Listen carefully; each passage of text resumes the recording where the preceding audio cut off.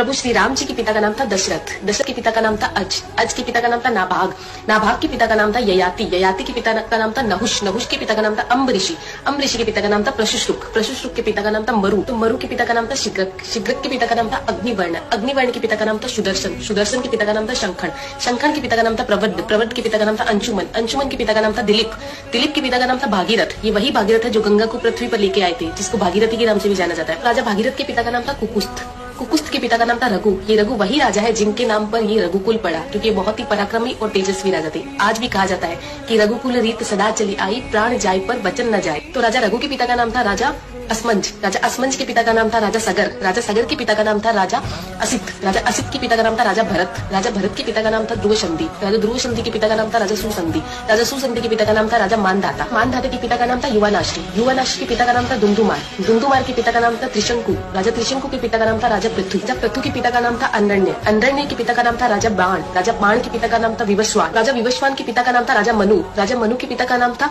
इक्ष्वाकु, इक्ष्वाकु के पिता का नाम था राजा कुक्षी, राजा कुक्षी के पिता का नाम था राजा विकुक्षी, राजा विकुक्षी के पिता का नाम था राजा कश्यप, राजा कश्यप के पिता का नाम था राजा मरीचि, राजा मरीचि के पिता का नाम था ब्रह्मा जी। तो इस हिसाब से हमारे प्रभु श्री राम जी ब्रह्मा जी की 39वीं पीढ़ी है, 39th। आने वाला इतिहास ये नहीं बोलना चाहिए कि सनातनियों को मुगलों का इतिहास तो पता था और खुद का इतिहास नहीं पता था। तो ज्यादा से ज्यादा इस वीडियो को शेयर कीजिए। जय श्री राम।